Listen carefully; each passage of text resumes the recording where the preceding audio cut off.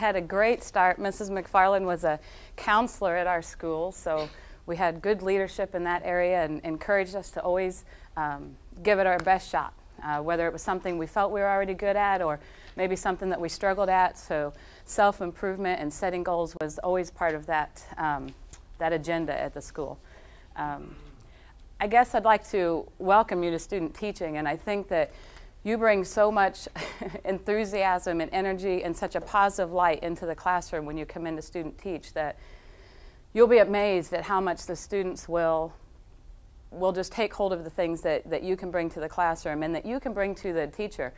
A lot of classroom teachers want student teachers, to help, learn the new things that are out there and to keep them up to date. I know I enjoy when my student teachers can bring in technology into my classroom and to help myself. So it's kind of a selfish reason sometimes to have a student teacher in there in addition to assisting with the students, but to bring any new information and technologies into the classroom. This is one of my favorite poems, and it's something that I talk to my students and my athletes about. So if you just take a minute and we'll read through this. It says, to be aware of your thoughts, for your thoughts become your words. Be aware of your words, for your words become your actions. Be aware of your actions, for your actions become your habits. Be aware of your habits, for your actions become your character. And be aware of your character, for your character becomes your destiny. And I like to look at the very first part and the last part, that our thoughts become our destiny. The way that we think, the way that we're self-talking to ourselves all the time really will create what we become. The amount of self-talk that's going on is always happening in your mind. You are self-talking all the time. And number one, being aware of that is the beginning of becoming who you are. And this self-talk is either positive or negative. And it is typically running through our minds whether we're conscious of it all the time or not. You're taking in the things in your environment. You're listening to what's going on. You're listening to other people talk. You need to make sure that you can identify that self-talk and to control it, or it will control you. I know I myself have been in situations where the talk that I hear when I enter the building in the morning kind of sets my tone for the day. And if the first people I have contact with in the morning sometimes are in a great mood and they're having a great day and they're talking positively, my day will tend to go like that because that is a contagious action. If I come in and I hear some negative things initially, I also oftentimes accept that, and my day sometimes will be more negative. And that's going to come through to the students all the time. And you're going to deal with that also with your coordinating teacher that you're with. And being able to identify that and understand that and making sure that those things stay positive and maybe not accepting negative self-talk is something you need to be aware of. Something that really bothered me when I first heard it said that worrying is negative self-talk and also leads to negative goal setting. And I was really upset when I first heard that because I have traditionally been a worrier. I like to worry. I like to, I feel like it's part of me, and the fact that I'm so concerned about what I still need to get done. I feel like as a goal setter, sometimes I worry. And when they told me that, when I've gone through some different trainings, and when they made the statement that worrying was negative self-talk, I was very defensive initially because I said, worrying drives me, worrying pushes me to, if I worry about something, then I'm going to take care of it. And they said, no, that's really not true. When you're worrying about things, if you have a laundry list of things to do, maybe school, personal life, home, when I have those things on my list to check off, if I know I have 3 loads of laundry to do and I think about it all day long, I'm really not accomplishing anything at that time. So that worrying is negative self-talk. So the things that maybe you'd like to put on your list of things to do, or if you're a procrastinator and you like to worry about it until the very last minute and then you really are worried about it, that those things you really need to find a way to turn those into a positive, and that is something I need to accomplish. But having it in your self-talk all the time actually can turn into the more procrastination and the worrying. So setting goals instead of worrying and making a task list. One of the activities that we did with this in some of my training was to look at the things that you really don't like to do. And if you can make a list of a couple things that you don't like to do. And one of the examples was that they gave us at the time was a lady who really doesn't like to clean up after she's had a party or a gathering at her house.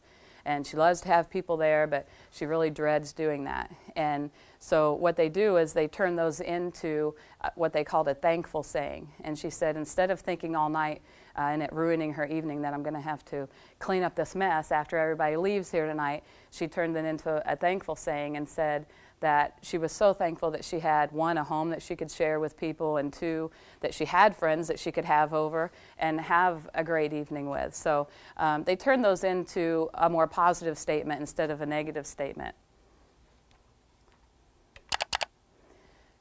All of that self-talk that's going on all the time really determines your attitude and your outlook on life. And your attitude can be defined as your reaction to your environment. However, things are always going to happen around us, positive events and negative events. And how you take those on and how you accept that is really going to define your attitude. And those types of things are very contagious. Recently with my volleyball team, in the past we've had a list of what we call a cardinal sins, things you never want to do. Maybe missing a serve after a timeout. Maybe never wanting to miss your first serve, or negative talk on the court. And we've had a laundry list of things for things we don't want to do. And after some training that we've had, I said, boy, that's probably not the best way to look at it. We don't want to have them thinking about things they don't want to do. You want them thinking about things that they do want to do. So after we made this group list the last time, it was our volleyball top 10 that we just did a few weeks ago, I've been amazed at how the kids continue to talk about that, where they haven't done that in the past. So they are constantly have been reminding each other of how we want to perform on the court and the things it takes to perform well. So it's been a really good, one of the girls actually, somebody must have made a comment that they couldn't do something, and she just stopped the whole practice and she said, you can do it, you just can't do it very well yet. And I was amazed that she took control of that situation and reminded that girl of what one of our goals is, and that was no negative talk or self-talk. Your attitude is created by that self-talk, so how you control it, being aware that it's going on, and then having the ability to control it. It's basically what kind of day and what kind of life you want to have and you want to portray to your kids. Do you want to have the negative, worrying, or are you going to let them understand that you can take any situation? Because you're going to have a lot of different kids from a lot of different situations sitting in front of you every day. One of the greatest statistics that I heard through this training that I've been involved in is that kids only need one positive role model in their life.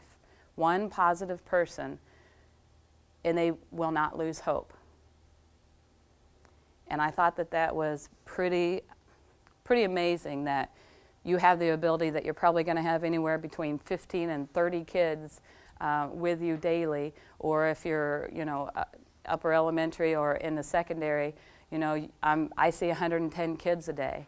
And that for probably a good number of those children, I may be the one positive attitude that they have the chance to come in contact with. I may be the only adult that they see within a 24-hour period sometimes. So if I have the ability to impact them in a positive way, I think that it's my job to do that. The fact that that attitude is contagious goes back to what we said at the beginning and how you start your day and you have that talk going on. And you have the ability to create that environment in your classroom and in your school and in your home, in your family life, in your social groups. Your attitude is directly related to that self-esteem, how much you feel that you are worth. And that's one of the issues that we really need to, get kids to buy into, that they do have worth.